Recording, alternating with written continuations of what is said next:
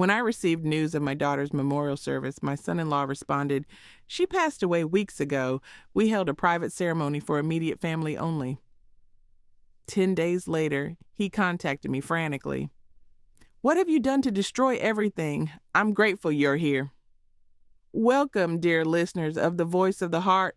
Thank you for every like, comment, and warm word. They inspire us to create new heartfelt stories.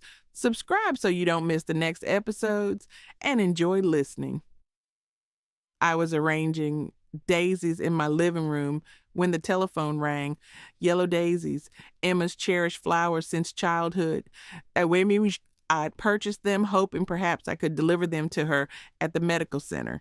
The physicians had assured me she was recovering, that we had time. "Hello," I answered, still grasping a daisy stem. "Margaret." Ryan's voice was monotone, detached, not the voice of a mourning husband. "I'm calling regarding the memorial arrangements." My heart ceased beating.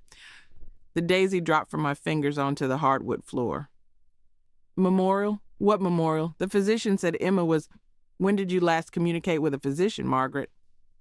His tone was harsh, irritated, as though I was pestering him with foolish inquiries. I searched for words, my thoughts spinning. 3 days ago, Dr. Patterson said the procedure was successful, that Emma was recuperating." "That was 5 days ago," he interrupted. "Emma died Wednesday night. Complications from pneumonia." The room whirled around me. I gripped the windowsill until my knuckles turned white. "No, that's impossible. Why didn't you telephone me? Why didn't someone..." I attempted calling. His voice contained no warmth, no solace for a mother who'd just discovered her daughter was deceased. "You didn't respond." I seized my phone, scrolling desperately through missed calls. Nothing. No calls from Ryan, no calls from the hospital. My phone had been beside me constantly, awaiting updates about my child. "There are no missed calls from you," I whispered. "Perhaps your phone was malfunctioning. It's irrelevant now." I could hear him moving about, probably organizing or arranging something. Always organizing, always managing. "The point is, I need to determine what time suits you for the memorial. We're considering Friday at 3. Friday. It was already Wednesday evening. That's extremely soon. Don't we require more time to organize, to inform people?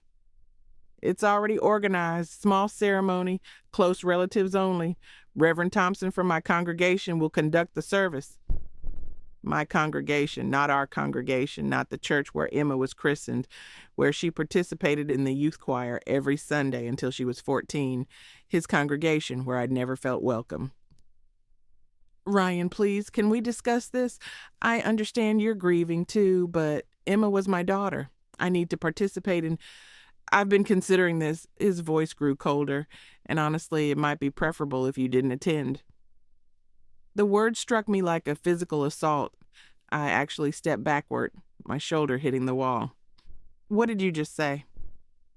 "You heard me. It would be too emotional, too complicated. Emma wouldn't have wanted drama at her memorial." Drama. As if a mother mourning her only child was drama. As if my presence at my own daughter's memorial would be inappropriate. "Ryan, you cannot be serious. She's my daughter, my only child. She was my wife. And frankly, Margaret, where have you been the past 4 years? You rarely called, barely visited. Don't pretend you were close to her now." Each word was a blade, because there was sufficient truth in them to wound. I hadn't called as frequently as I should have. I hadn't visited as often as I desired, but every time I attempted, there was always a reason I couldn't come, always some conflict or complication that Ryan discovered. "I tried," I whispered. "Every time I planned to visit, something arose. You said she was too exhausted, or you had commitments, or..." "Exactly. You tried. That's not equivalent to being present." I thought about all the birthdays where my calls went unanswered, the holiday invitations that were rescinded at the last moment, the grandchildren I'd never met because Ryan said it would be too confusing for them to have multiple grandmother figures. "Wait, grandchildren?" "The children," I said suddenly. "Emma's children. I should at least..." What children? Ryan's voice was genuinely puzzled now. She told me 3 years ago. She said you were expecting. Then last year she mentioned the toddler was walking, and Ryan laughed. Actually laughed. Margaret, we never had children. I don't know what Emma told you, but we decided against kids years ago. My career, her health issues. We were content just the two of us. The lies, the elaborate stories Emma had told me about her imaginary children. The photographs she'd shown me, that must have been of other people's kids. Why would she lie about something like that? I don't understand, I murmured. Look, Margaret, I don't have time for this right now. I have a memorial to finalize. The service is Friday at 3 at Henderson's funeral home on Oak Avenue. If you really insist on attending, fine, but maintain your composure, okay? This isn't about you. He disconnected before I could respond. I stood there holding the silent phone, staring at the daisy on my living room floor. My daughter was dead, and I learned about it from her husband like it was an inconvenience he needed to manage. I called the hospital, my hands trembling as I dialed. City General, how may I assist you? I'm calling about my daughter, Emma Davidson. She was a patient there, and I was told, let me transfer you to patient records. The whole music was cheerful, upbeat, completely inappropriate for what I was feeling. Finally, someone answered, Ma'am, I'm sorry, but we don't have any record of an Emma Davidson being a patient here in the past 8 months. That can't be correct. She had surgery 5 days ago. Dr. Patterson was her surgeon. We don't have a Dr. Patterson on staff, ma'am. Are you certain you have the correct hospital? I hung up, my mind reeling. What hospital had Emma been in? Why had I assumed it was City General? The conversations with her over the recent weeks blurred together in my memory. Had I assumed which hospital? Had she actually told me, or had I filled in the details myself? The funeral home. I could call Henderson's to at least confirm that much.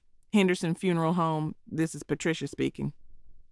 Hi, I'm calling about the service for Emma Davidson on Friday. Oh, yes, Mr. Davidson. Everything is arranged just as you requested. Closed casket, small service, immediate family only. Will you be providing the flowers, or should we handle the arrangements? I'm not Mr. Davidson, I said slowly. I'm Margaret Davidson, Emma's mother. Silence on the other end. Then, oh my, I'm so sorry, Mrs. Davidson. Your son-in-law specifically stated that the guest list was finalized and that no additional family members would be attending. I assumed. He said I wasn't coming, Nair? He said it would be too difficult for you, that you preferred to grieve privately. I'm terribly sorry for the confusion. Too difficult for me, as if witnessing my daughter laid to rest would be harder than not being there at all. The service is definitely Friday at 3? I asked. Well, actually, there's been a change. Mr. Davidson called 2 hours ago and moved it up to tomorrow at 11 hours in the morning.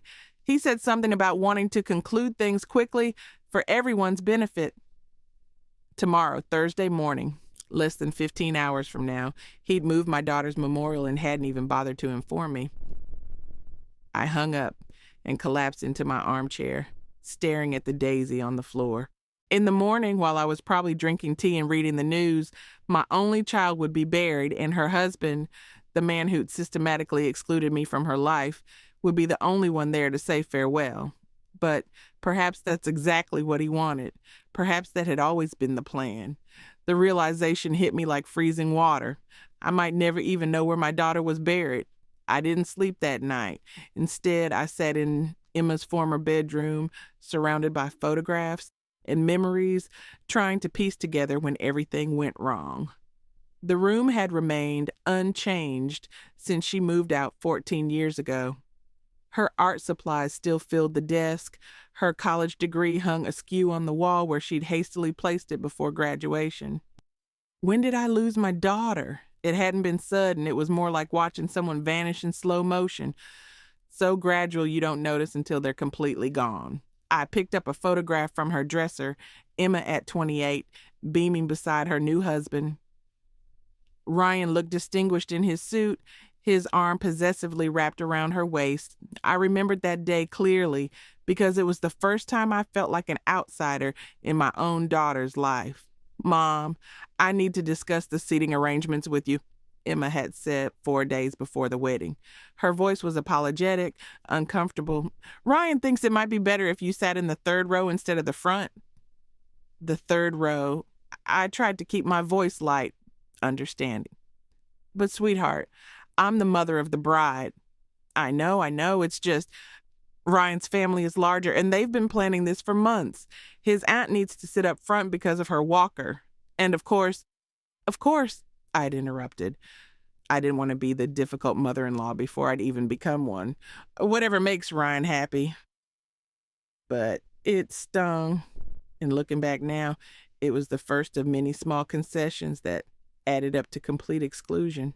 I set the photograph down and picked up another. Emma's college graduation. She was radiant, her cap tilted, her arm around my shoulders. Back then, I was her whole world. Her father had died when Emma was 10, and it had been just the two of us for so many years. We were a team. "Mom, you're embarrassing me," she said that day. But she was laughing, happy, present. When had that changed? When had I become the embarrassment instead of the source of pride? I pulled out my old planner from the year after her marriage. Flipping through the pages, there it was. My handwriting marking every planned visit, every canceled dinner, every excuse. April 20th, visit Emma. Canceled. Ryan has conference. June 8th, Mother's Day dinner, moved to Ryan's parents instead. August 12th, Emma's birthday. We'll celebrate next week. We never did. October 5th, weekend visit. Ryan's colleague visiting, maybe next month. The pattern was so clear now. How had I not seen it then? Every time I tried to make plans with my daughter, Ryan had a reason why it wouldn't work. Always polite, always apologetic, always with a reasonable explanation that I couldn't argue with. "I'm so sorry, Margaret," he'd say on the phone, his voice smooth as silk. "Emma is just exhausted from her new job. You know how demanding teaching can be. Maybe when things settle down." Or, "Oh, I wish you'd called yesterday. We just committed to weekend plans with my colleagues. Maybe next weekend." And my favorite, "Emma's been feeling a bit overwhelmed lately. The counselor said she needs to minimize stress. Family visits can be so taxing, can't they?" Family visits, as if seeing her own mother was a burden instead of a joy. I found my phone and scrolled back through years of text messages with Emma. The change in tone was gradual but unmistakable. 4 years ago, "Love you, Mom. Can't wait to see you Sunday." 3 years ago, "Hey, Mom, something came up. Can we reschedule?" Last year, "I'll call you later this week." The messages got shorter, less frequent, more distant, but underneath the growing coldness, I occasionally caught glimpses of the daughter I used to know. 8 months ago, she'd called me unexpectedly on a Thursday evening. "Mom, are you busy?" "Never too busy for you, honey. What's wrong?" I could hear something in her voice. Strain, sadness, maybe. "Nothing's wrong. I was thinking about that time when I was 13 and had appendicitis. Remember you slept in that uncomfortable chair next to my hospital bed for 4 nights straight?" "Of course I remember. You were so sick, sweetheart. I wasn't leaving you alone." "The nurses kept telling you to go home and get some proper sleep, but you wouldn't leave." "Why are you thinking about that, Emma?" There was a long pause. "No reason. I've been remembering things lately. Good things." She'd sounded like she wanted to say more, but then I heard Ryan's voice in the background. "Who are you talking to? I thought we were going to start that movie." "I should go, Mom. Ryan rented that film I wanted to see." "Okay, sweetheart.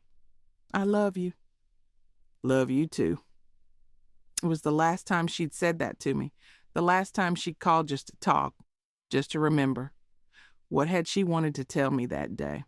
What had she been remembering? I walked to my kitchen and made tea, even though it was 40 in the morning. As I waited for it to steep, I thought about all the warning signs I'd missed or chosen to ignore. Like the time I'd appeared unannounced for Emma's birthday 3 years ago. I'd driven 4 hours with her favorite lemon cake, the one I'd made for every birthday since she was 5. When Ryan answered the door, his face went through a series of emotions. Surprise, annoyance, then that practiced smile. "Margaret, what a surprise. We weren't expecting you.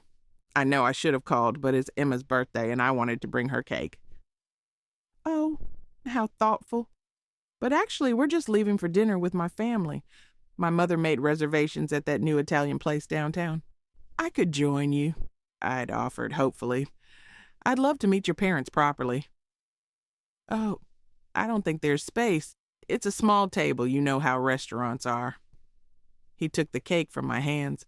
"But this looks delicious. I'm sure Emma will love it." Through the doorway, I could see Emma putting on her coat. She looked up and saw me. "Mom, what are you doing here?" Not, "Mom, I'm so glad you're here." Not, "Mom, what a wonderful surprise." Just confusion, maybe even irritation. "I brought your birthday cake," I said weakly. She walked over and gave me a quick, uncomfortable hug. "You didn't need to drive all this way. We could have celebrated this weekend." But we hadn't celebrated that weekend or the next one. The cake sat in their refrigerator until it spoiled, and I never found out if Emma even had a slice. Now, sitting in my kitchen at 4:08 a.m., I realized that Ryan hadn't just been making excuses. He'd been training my daughter to see me as an inconvenience. Every canceled visit, every modified plan, every maybe next time had slowly taught Emma that her mother was someone to be managed, not cherished, and I'd let it happen. I'd been so afraid of being the overbearing mother-in-law that I'd accepted every boundary, every limitation, every excuse. I'd tried so hard to give them space that I'd given up my place in my daughter's life entirely. The tea finished steeping, and I poured myself a cup with hands that still trembled slightly. In a few hours, my daughter would be buried, and I wouldn't be there to say goodbye. But maybe, just maybe, it wasn't too late to understand what had really happened to us. I had a feeling Ryan's panicked phone call was coming sooner than I thought, and when it did, I would be ready with questions of my own. 10 days. That's how long I've been living with the knowledge that my daughter was buried somewhere, and I didn't even know where. 10 days of calling funeral homes, cemeteries, anyone who might have information. 10 days of sleepless nights and untouched meals. I was sitting at my kitchen table staring at a list of cemeteries I'd already called 3 times when my phone rang. The sound made me jump. I'd been expecting silence forever, it seemed. "Hello?" "What the hell have you done to destroy everything?" Ryan's voice exploded through the phone, so loud I had to hold it away from my ear. For a moment, I was too shocked to respond. This wasn't the composed, cold man who'd informed me of my daughter's death. This was someone panicked, desperate, unraveling. "Ryan, what are you talking about?" "Don't play innocent with me, Margaret. I know what you're doing, the attorneys, the questions, the investigation. Just stop." I sat up straighter. "What attorneys? What investigation? I don't know what you mean." "The probate attorney called me this morning. Apparently, there's some issue with Emma's will, some complication they need to discuss with me. They want me to come in tomorrow with documentation about our marriage, our finances, everything." A will. Emma had a will, and somehow I was involved. The thought hadn't even occurred to me. I'd been so focused on just finding out where she was buried that I hadn't considered practical matters like estates and inheritances. "I still don't understand what this has to do with me," I said carefully. "Stop lying." His voice cracked, and for the first time since I'd known him, Ryan sounded genuinely afraid. "You must have contacted them. You must have, I don't know, contested something or claimed something or... Ryan, I haven't contacted any attorneys. I don't even know who Emma's attorney was. I've been trying to find out where you buried my daughter, and you won't even tell me that much." Silence on the other end, then quietly. "Greenwood Cemetery, Section B, Plot 189. The information I'd been desperate for, given to me like an afterthought. I wrote it down with shaking hands. "Thank you," I whispered. "Don't thank me yet." His voice was getting that hard edge back. "Look, Margaret, I think we need to talk in person. There are things about Emma, things you don't understand." "What things?" "Not over the phone. Can you come over today?" I looked at the address I'd written down. Greenwood Cemetery. After 10 days of not knowing, I could finally go to my daughter. But Ryan's panic was intriguing. What had spooked him so badly?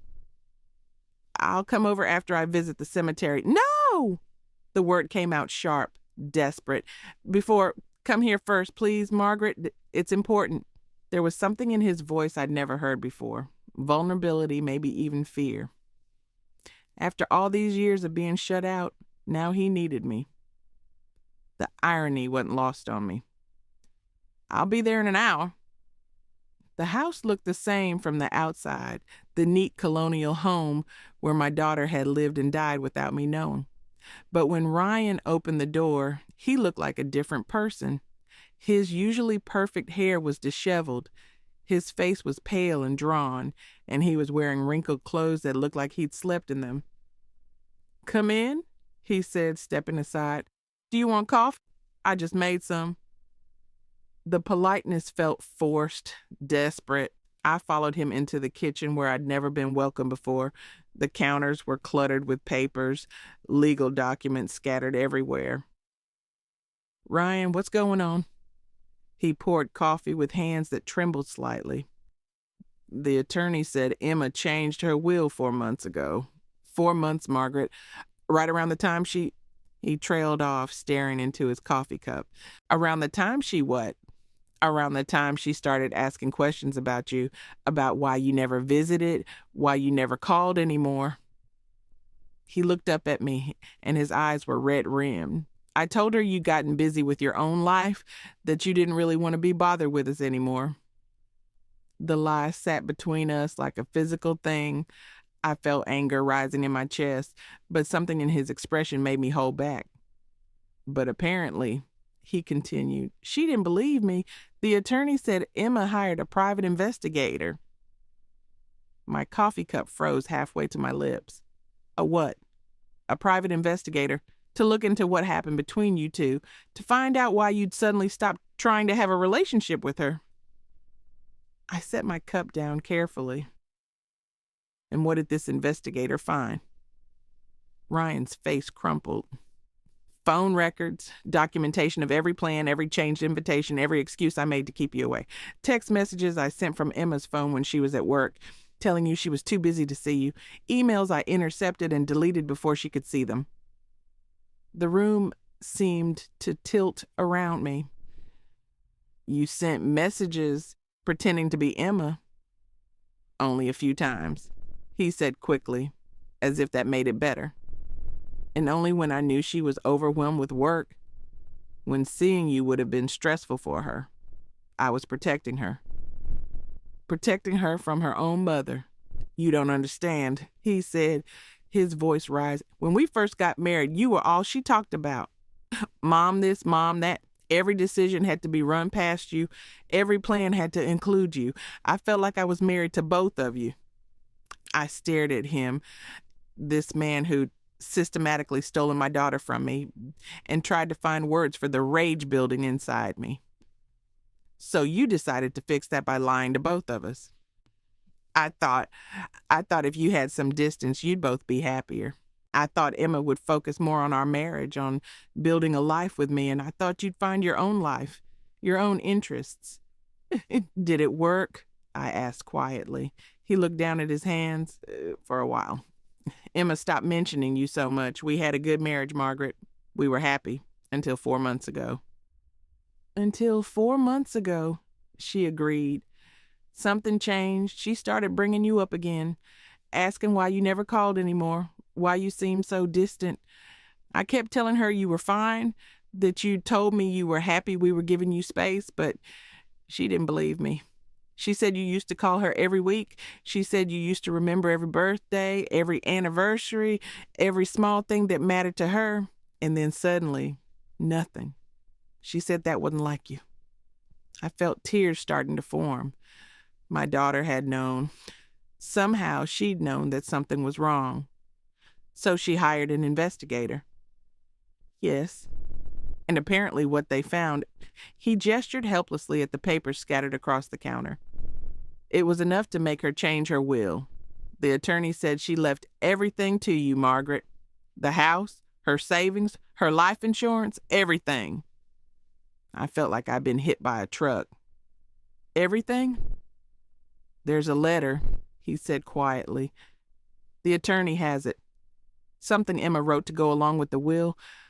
I don't know what it says, but he looked up at me, and I saw real fear in his eyes. I think she found out everything I did, and I think she was planning to leave me. The silence stretched between us. Outside, a neighbor was mowing their lawn, the sound bizarrely normal in the middle of this revelation that was reshaping everything I thought I knew about my daughter's last months. The investigator's report, Ryan said finally, recommended. It said there was clear evidence that your relationship with Emma had been sabotaged by a third party. By me. He stood up abruptly, pacing to the window. I never meant for it to go this far, Margaret. I never meant to keep you from her completely. I wanted to be first in her life for once, and now she's gone and you've lost everything. He turned to face me, tears streaming down his face. I've lost everything that matters. And the worst part is, I think she knew. I think she knew what I'd done, and she died thinking I was a monster. Maybe she had. Maybe in those final months, my daughter had finally seen through the web of lies her husband had built around us. Maybe she'd been planning to come home to me to rebuild what we'd lost. But I'd never know for sure. That opportunity had died with her. I need to see that attorney, I said, standing up, and I need to read whatever letter Emma left. Ryan nodded miserably. His name is Michael Brannon. His office is on Elm Street. He's expecting you tomorrow at 2. As I walked toward the door, he called after me. Margaret, what are you going to do? About the house, I mean. About everything. I turned back to look at him. This man who'd robbed me of years with my daughter, who'd twisted lies into truth until neither Emma nor I knew what was real anymore. I don't know yet, I said honestly. But I'm going to find out exactly what my daughter wanted me to know. The door clicked shut behind me, and for the first time in 10 days, I had somewhere I needed to be. 2 places, actually. Greenwood Cemetery to finally say goodbye, and an attorney's office to discover what my daughter had left for me beyond money and property. I had a feeling Emma's letter was going to change everything. The cemetery was quiet, except for the sound of wind through the trees. Section B, plot 189, a simple granite headstone with my daughter's name, her dates, and nothing else. No beloved wife, no devoted daughter, just her name and the stark reminder that 32 years wasn't nearly enough. I knelt beside the grave, my knees sinking into the soft earth, and placed the yellow daisies I'd brought, the same flowers that had been in my living room when Ryan called to tell me she was gone. I'm sorry, sweetheart, I whispered. I'm sorry I wasn't there. I'm sorry I didn't fight harder to stay in your life. The wind picked up, rustling the leaves overhead, and for a moment I could almost hear her voice. Mom, you worry too much. That's what she used to say when she was little, and I'd fuss over scraped knees and hurt feelings. I stayed there for an hour, telling her about everything I'd learned, everything I wished I'd done differently. When I finally stood to leave, I felt lighter somehow. Not healed, that would take time, but no longer carrying the crushing weight of not knowing where she was. Michael Brennan's office was everything you'd expect from a small-town attorney. Dark wood, leather chairs, walls lined with law books that looked like they'd actually been read. He was older than I'd expected, maybe 55, with kind eyes behind wire-rimmed glasses. Mrs. Davidson, thank you for coming. Please have a seat. I settled into the chair across from his desk, my purse clutched in my lap like armor. I have to admit, he said, pulling a thick file from his desk drawer. In 25 years of practicing law, I've never seen anything quite like this situation. Your daughter changed her will 4 months ago, but it wasn't just the will she changed. She also hired a private investigator and left specific instructions for how her estate was to be handled. He opened the file and pulled out several documents. Before we go through the details, she left this for you. He handed me a sealed envelope with my name written in Emma's familiar handwriting. My hand shook as I took it. Would you like a few minutes to read it privately? I nodded, unable to speak. He stepped out of the office, closing the door softly behind him. I stared at the envelope for a long moment before carefully tearing it open. The letter was 6 pages long, written in black ink on cream-colored paper. Emma's handwriting had always been elegant, careful, but this looked rushed in places, as if she'd been in a hurry to get the words out. Mom, it began, and I had to stop reading for a moment to wipe my eyes. If you're reading this, then I'm gone, and Michael has followed my instructions to make sure you get this letter. I don't know how much time I have left. The doctors aren't optimistic about the next treatment, but I need you to know the truth about what happened between us. I hired a private investigator 8 weeks ago because something wasn't right. You disappeared from my life so gradually that I almost didn't notice at first, but then I realized we hadn't had a real conversation in over 2 years. Every time I tried to call you, Ryan said you were busy. Every time I suggested visiting, he had a reason why it wasn't a good time. When I asked him directly about it, he told me you'd said you wanted space, that you felt I was too dependent on you and needed to focus on my marriage. That hurt, Mom, but I believed it because I trusted him. I thought maybe you really did want distance, but it never felt right. You raised me by yourself after Dad died. We were a team. You never made me feel like I was too much or too dependent. So I decided to find out what had really happened. The investigator's report is with my attorney. You should read it, but I'll give you the summary. Ryan has been intercepting our communications for years. Phone calls, emails, text messages. He's been canceling plans I never knew about and making excuses I never authorized. He's been lying to both of us. Mom, keeping us apart deliberately. I confronted him about it 2 weeks ago. At first, he denied everything, but when I showed him the evidence, he broke down and admitted it. He said he felt like he was competing with you for my attention, that he needed to be the most important woman in my life. I told him that love doesn't work that way. You don't have to diminish one relationship to strengthen another. You taught me that, actually, back when I was worried about dating in college. You said the heart has infinite capacity for love, and the people who matter most want to see you happy, not isolated. He cried and apologized and promised to fix things, but Mom, I don't think I can forgive this, that he stole years from us, years we can't get back. While you were thinking I didn't want you in my life anymore, I was thinking you'd outgrown needing me in yours. The truth is, I never stopped needing you. I never stopped wanting to hear your voice telling me I could handle whatever was worrying me. I never stopped missing our Sunday afternoon calls where you'd update me on your book club, and I'd tell you about my students. I never stopped being proud to be your daughter. I'm leaving everything to you because you're my family, my real family. Not because of blood, but because of love.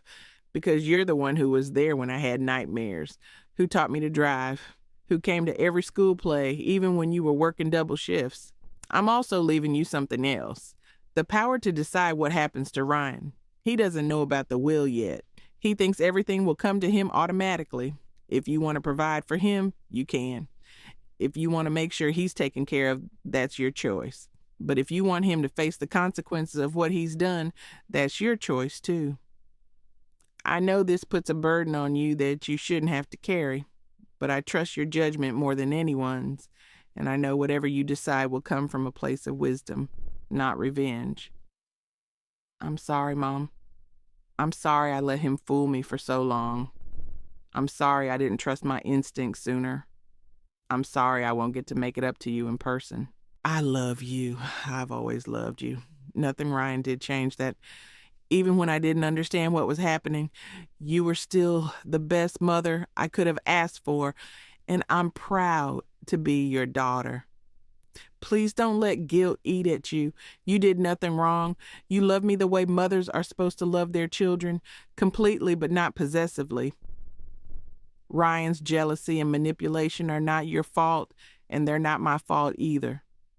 Live your life, Mom. Be happy. And maybe sometimes when you're working in your garden or reading those mystery novels you love so much, think of me and smile instead of crying. All my love, Emma. P.S. I hid a key to our safety deposit box in the old cookie tin in your kitchen, the one you used for loose change when I was growing up. There's something in there I want you to have. I read the letter 4 times before Michael knocked softly and came back into the office. My face was wet with tears, but they felt different from the tears I'd been crying for the past week. These weren't tears of grief and confusion. These were tears of relief, of love, of a connection that had never really been broken. Your daughter was very thorough, Michael said gently, settling back into his chair. The private investigator's report is quite detailed. Phone records, email logs, even witness statements from friends and neighbors who noticed the pattern of canceled visits and changed plans. He pulled out another document. The estate is substantial. The house, which is worth approximately $400,000, her savings account with $220,000, and a life insurance policy worth $600,000, everything comes to you. Nearly $1.2 million. Money Ryan had been counting on, had probably already made plans for. There's also this. He handed me a smaller envelope, instructions for access in the safety deposit box. Your daughter was very specific that you should visit it alone when you're ready. I thought about the key she'd mentioned, hidden in the cookie tin in my kitchen. After all these years, she'd remembered that silly old tin where I used to save quarters for her school supplies. What are my legal obligations to Ryan, I asked. Legally? None. He has no claim to the estate. Emma left him nothing, and this state doesn't recognize common law claims on inheritances. He paused. But I should mention he's been calling the office every day since he found out about the will change. He's concerned about his financial situation. Concerned enough to admit what he did. He's admitted some things, yes. He seems to understand that his actions have consequences. He leaned forward slightly. Mrs. Davidson, I've read your daughter's letter and the investigator's report. What was done to you in your relationship with Emma was deliberate and cruel. You have every right to feel angry. I thought about Ryan sitting in his kitchen, surrounded by papers, realizing that everything he'd built through manipulation and lies was crumbling around him. Part of me felt satisfaction at his panic, but another part, the part that sounded like Emma's voice, wondered what she would want me to do. I need some time to think, I said finally, to process all of this. Of course, take all the time you need. When you're ready to make decisions about the estate, call me. He handed me his card and copies of all the documents. And Mrs. Davidson, your daughter spoke about you often when she was preparing these arrangements. She wanted you to know that none of this was your fault and that she never stopped loving you. I walked out of that office, feeling like I was carrying my daughter's voice with me for the first time in years. Not the distant, polite voice I'd heard in our last few conversations, but the voice of the girl who used to call me her hero. There was one more stop I needed to make. The safety deposit box could wait, but the cookie tin in my kitchen couldn't. I needed to hold whatever piece of my daughter was waiting for me there. The drive home felt different somehow, like I was finally going in the right direction. The old cookie tin sat exactly where it had for the past 20 years, on the top shelf of my kitchen pantry, behind the flour and sugar. I'd forgotten it was even there, this relic from when Emma was in elementary school, and I'd saved loose change for her field trips and book fairs. My hands trembled as I lifted it down. It was heavier than I remembered, and when I shook it gently, I heard the soft jingle of coins mixed with something else, something that didn't sound metallic. I pried off the lid and peered inside. Quarters, dimes, and nickels filled the bottom, just as they always had, but nestled among them was a small brass key and something wrapped in tissue paper. I pulled out the tissue paper first, unfolding it carefully. Inside was a small gold locket, one I recognized immediately. I'd given it to Emma for her 18th birthday, engraved with my daughter, my heart, my joy on the back. She'd worn it every day through college, but I hadn't seen it in years. I'd assumed she'd outgrown it or lost it. She'd kept it.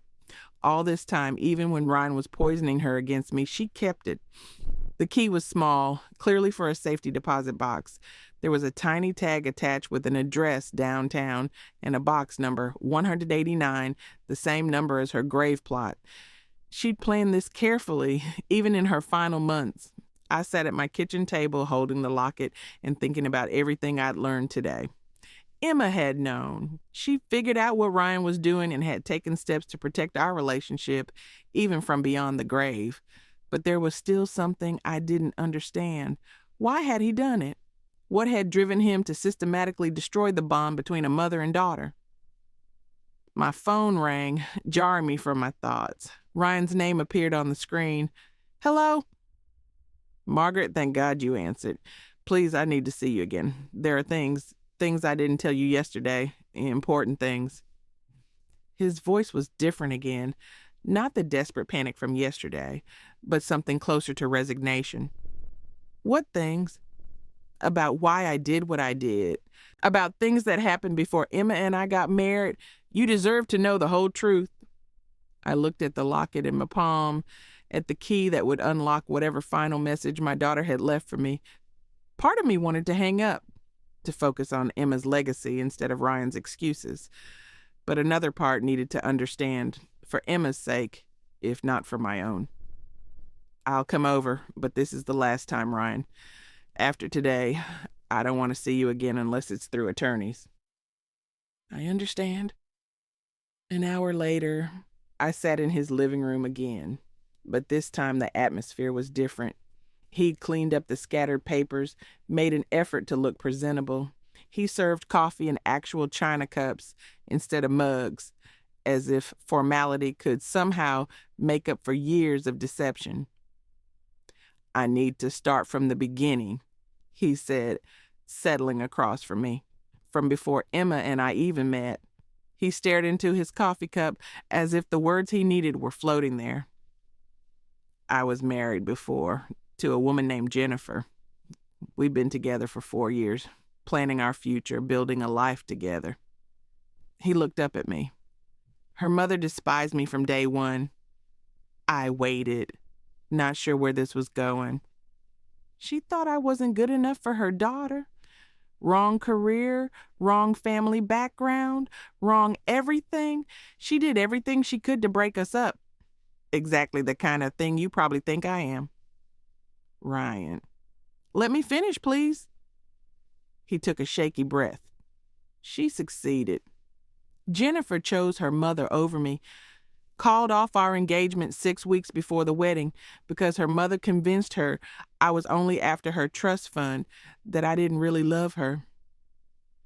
I could see where this story was heading, and despite everything he'd done to me, I felt a flicker of sympathy. When I met Emma, I swore I would never let another mother come between me and the woman I loved. I know that doesn't justify what I did, but I need you to understand that it wasn't about you personally. It was about my own fear. "So you decided to eliminate me as a threat?" "I decided to protect my marriage." He stood up, pacing to the window. But somewhere along the way, it stopped being about protection and became about control. I liked being the only person in Emma's life. I liked that she turned to me for everything. Even when you could see it was hurting her. That's the thing, Margaret. I convinced myself it wasn't hurting her. Every canceled visit, every intercepted call, I told myself I was saving her from disappointment. You were getting older. You had your own life. Maybe you really didn't want to be bothered with us anymore. He turned back to face me and his eyes were red again. I made myself believe my own lies until these last few months when Emma started asking questions I couldn't answer, when she hired that investigator. He sat back down, his shoulders slumping. The report didn't just document what I'd done, it documented how it affected both of you. What do you mean? Your phone records showed dozens of calls to our house that went unanswered, emails you sent that I deleted before Emma could see them, birthday cards and holiday gifts that I intercepted and threw away. His voice broke. The investigator even talked to your neighbors. They said you stopped talking about Emma because it made you too sad.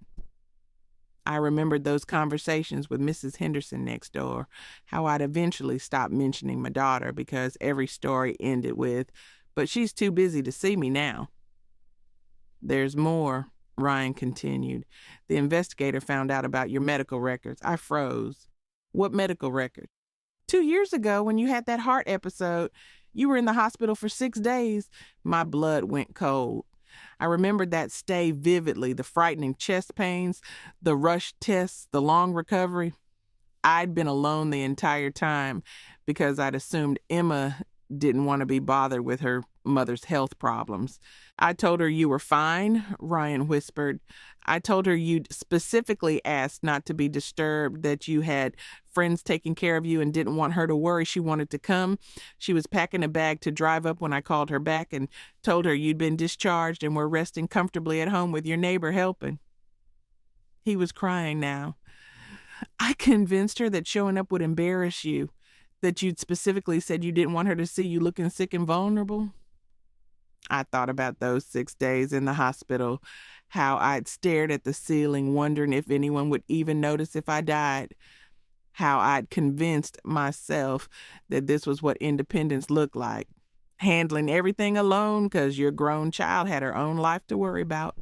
"She wanted to come," I repeated more to myself than to him. Every single time something happened to you, she wanted to be there. The time you fell and broke your wrist, when your car was stolen, when you had that terrible flu 3 winters ago, she wanted to help, but I convinced her you didn't want her to. The room felt like it was spinning. All those times I'd struggled alone, thinking my daughter didn't care. She'd been kept away by her husband's lies. "Why are you telling me this now?" "Because yesterday, when I saw the panic in your eyes about not knowing where she was buried, I realized something." He wiped his face with a tissue. "I didn't just steal her from you. I stole you from her, too. And in the end, I lost her anyway." "What do you mean?" "The night before she went into the hospital for her final treatment, she told me she was going to leave me. She said she couldn't stay married to someone who'd kept her from her mother for years. She said she was going to call you after the treatment and tell you everything." I closed my eyes, imagining that conversation that would never happen now.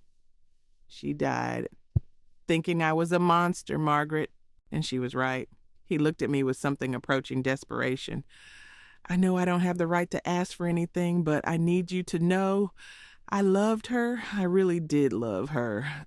I just loved her wrong." I stood up, suddenly needing to be anywhere but in this house full of lies and broken dreams. "Where are you going?" "To the bank, to see what else my daughter wanted me to know." He followed me to the door. "Margaret." "Wait, the will, the inheritance. I know I don't deserve anything, but I need to ask. The house, Emma's savings, I don't know how I'm going to survive." I turned to face him. "I haven't decided anything yet, but I will tell you this. Whatever I decide, it won't be because you asked for my pity. It'll be because of what Emma would have wanted." "And what do you think she would have wanted?" I thought about my daughter, about the woman who'd hired a private investigator to uncover the truth, who'd changed her will to make sure I knew how much she loved me, but who'd also given me the power to decide her husband's fate. I think she would have wanted justice, but I also think she would have wanted mercy. I opened the door. "I just don't know which one you deserve." The safety deposit box was in the basement of Community Bank, in a quiet room lined with small metal doors. The bank clerk led me to box 189 and left me alone with whatever my daughter had deemed important enough to hide away. Inside was a manila envelope and a small wooden jewelry box. I opened the envelope first. More letters, 4 of them, addressed to me in Emma's handwriting, but with different dates spanning the last 3 years. She'd been writing to me, pouring out her heart in letters she'd never sent. The first one, dated 2 years ago, was full of confusion and hurt. "I don't understand what happened between us, Mom. I keep trying to figure out what I did wrong, but I can't remember any fight, any moment when things changed." The second, from 15 months ago, showed growing suspicion. "Something's not right. Ryan always has an excuse when I want to call you. Always a reason why we can't visit. I'm starting to think he's lying to me about something." The third letter was dated just 10 weeks ago, right around the time she'd hired the investigator. "I'm going to find out the truth, Mom. If he's been keeping us apart, I'm going to fix this. I miss you more than I can say." The fourth and final letter was dated just 3 weeks before her death. "I know everything now. I'm so sorry, Mom. I'm going to make this right. I'm going to come home to you." I opened the jewelry box with tears streaming down my face. Inside was my grandmother's pearl necklace, the one I'd given Emma when she graduated college, telling her to save it for her wedding day. She'd worn it at her wedding, but I thought Ryan had probably made her put it away afterward.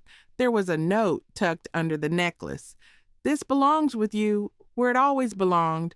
Love, your daughter." I fastened the necklace around my neck and sat in that quiet bank vault, surrounded by my daughter's love letters and the proof that our bond had never really been broken. Ryan had built walls between us, but he hadn't destroyed what we had. Now I had to decide what to do with the power Emma had left me, the power to rebuild or to punish, to show mercy or to demand justice.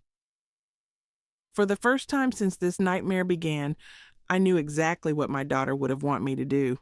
I spent 5 days thinking about what Emma would have wanted. 5 days reading and rereading her letters, wearing my grandmother's pearls, and trying to separate my anger from my love for my daughter. On the 6th day, I called Michael Brennan and scheduled a meeting with both him and Ryan. Ryan arrived at the attorney's office looking like he hadn't slept in weeks. His clothes were wrinkled, his hair unkempt, and he clutched a folder like a lifeline. When he saw me, his eyes immediately filled with tears. "Margaret, Sit down, Ryan." My voice was calm, controlled.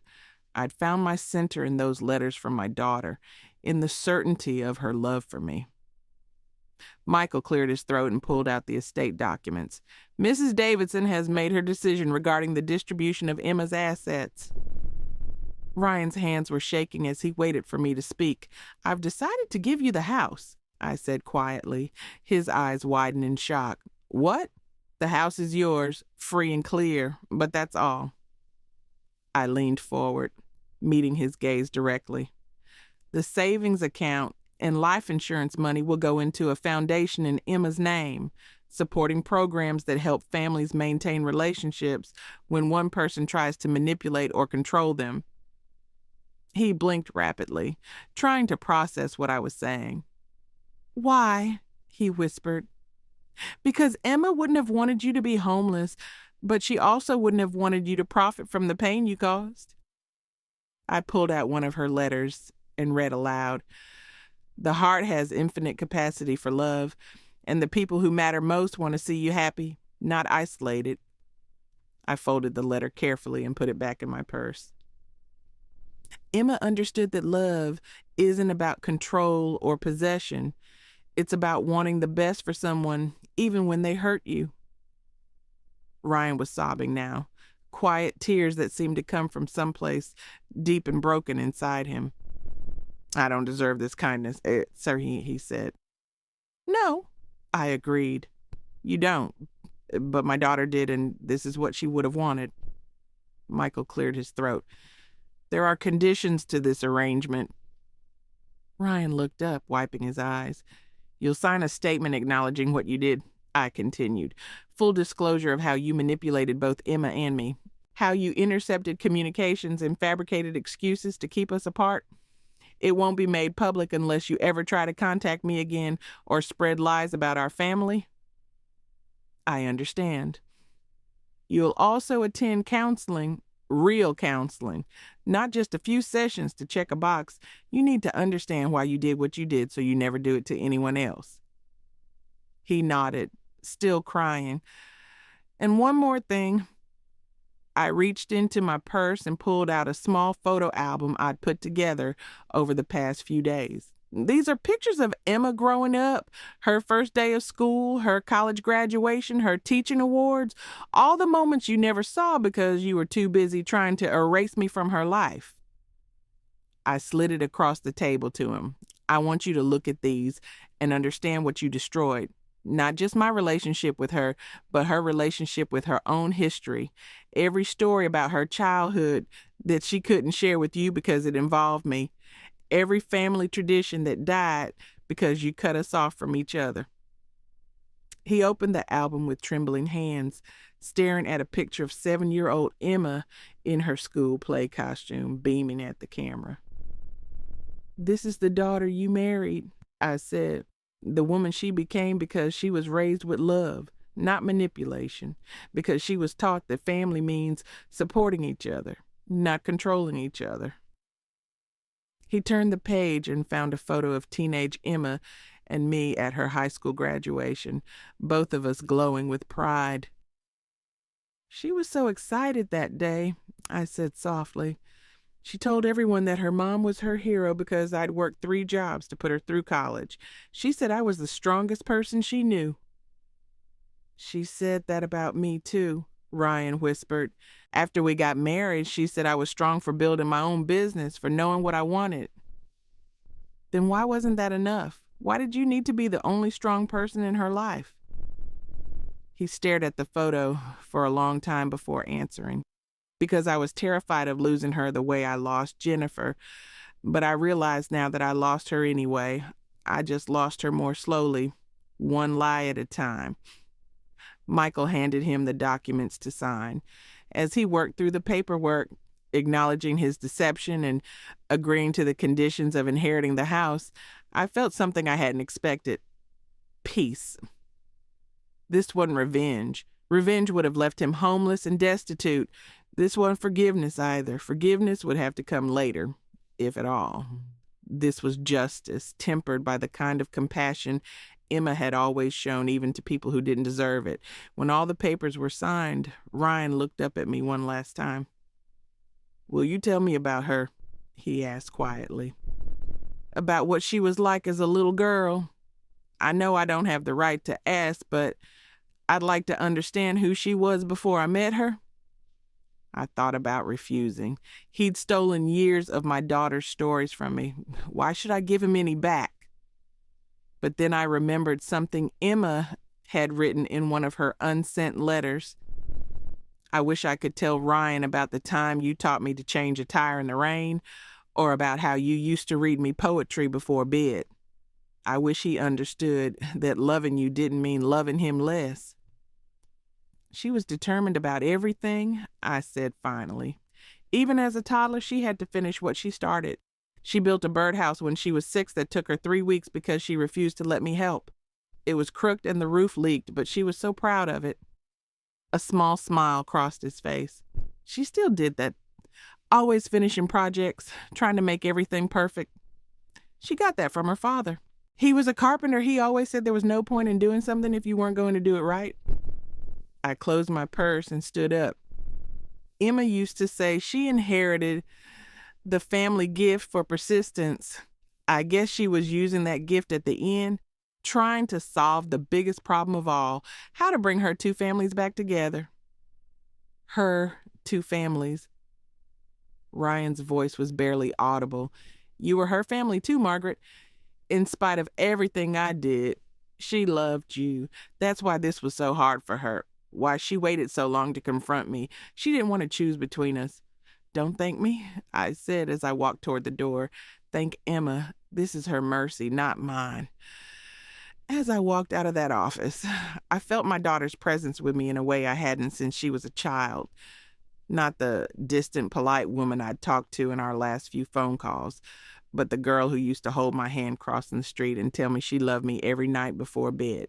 8 months later, I received an unexpected package in the mail. Inside was a framed photo of Emma that I'd never seen before, her at about 25, standing in what looked like her classroom, laughing at something off camera. On the back was a note from Ryan. I found this in her desk at school. Her students had given it to her after she won that teaching award. I thought you should have it. Thank you for showing me what real love looks like. I'm learning. I placed the photo on my mantle next to the others and smiled. My daughter had been right about the infinite capacity of the heart. Even broken hearts, it seemed, could learn to love better. The foundation we'd established in Emma's name had already helped dozens of families rebuild connections that had been damaged by manipulation or misunderstanding. Every quarterly report I received reminded me that her death, while tragic, had become something meaningful. But the real healing happened on quiet Sunday afternoons when I worked in my garden, wearing my grandmother's pearls and thinking about my daughter. Not about the years we lost, but about the love that had survived everything Ryan had done to destroy it. She'd found a way to come home to me after all. Not in person, but in the letters she'd written, the money she'd left for helping other families, and the peace she'd given me in letting me choose mercy over revenge. Some bonds I'd learned are stronger than lies. Some love is bigger than loss. And sometimes the greatest gift a child can give a parent is proof that they never stopped believing in the relationship that shaped them, even when that relationship seemed broken beyond repair. I still missed her every day. I always would. But I no longer carried the crushing weight of thinking she died not loving me. Thanks to her final gift, the truth about what had really happened between us, I could remember her the way she'd wanted to be remembered, as my daughter, my heart, my joy, and my greatest teacher about what real love could survive. That was enough. That was everything. Now, I'm curious about you who listened to my story. What would you do if you were in my place? Have you ever experienced something similar? Comment below. And meanwhile, I'm sharing 2 other stories that are reader favorites, and they will definitely surprise you. Thank you for reading until the end.